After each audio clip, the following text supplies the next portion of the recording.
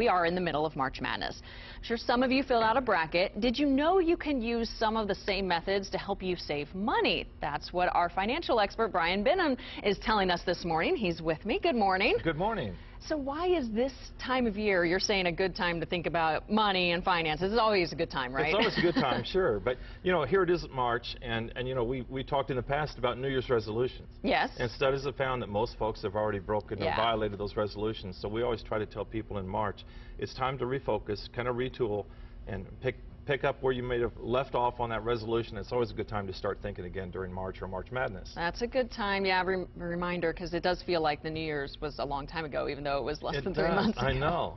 So what can we learn from the bracket style? Well, from the bracket, you know, we're all excited about sitting down and filling out those brackets, and then, you know me, I'm going to think about budgets, and I'm going to try to turn that into a budget lesson here. So when we're thinking about those brackets, we try to weed out those bad teams. Well, think about the bad teams as those bad expenses. You know, we're spending too much money here or there. Like my Starbucks this morning? Well, I wasn't going to say that, but yeah, I saw Marcus over there with his. Yeah. So trying to eliminate some of those and get those off of your budget. But just focus on your budget. That's the thing. And you know, some folks think budgeting is hard.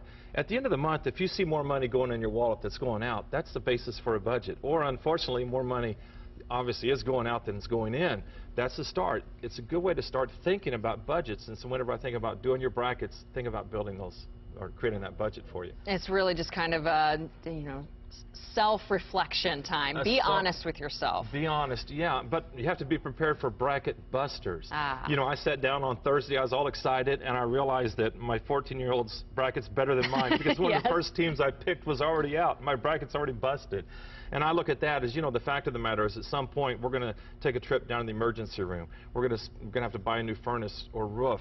And those are bracket busters or budget busters. So try to set money aside for 3 to 6 months worth of funds because unfortunately, Drew, 60% of Americans, when they have those emergencies, go to a friend, a neighbor, family member, or a credit card, which we don't want. So set money aside.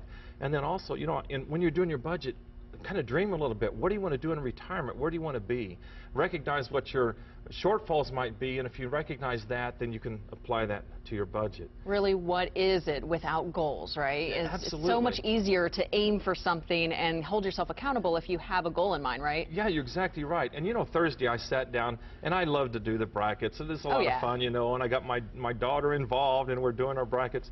But you know, Drew, I sat down on Thursday, I looked at my bracket, and I thought to myself, most of Americans spend more time on an annual basis filling out their brackets than they do on their budget and retirement plan. Yeah, that's kind of a sad point. It is a sad point. And when you're really reflecting, you think about that. You think about how unfortunate that is because we get all motivated about these short-term things that really don't matter that much in life. And we look at that championship game on the bracket, and that's real. The championship game is our end goal. That's our end game. And if you recognize that, and you can focus on a good budget today, I assure you, Drew, everyone will enjoy their retirement years so much more if they take a little time now and work on that budget. All right, real life perspective. All right, Brian, thanks so much for coming in this morning. Always enjoy it. Always putting things into, you know, ways to think about this simply, Marcus, which I always appreciate.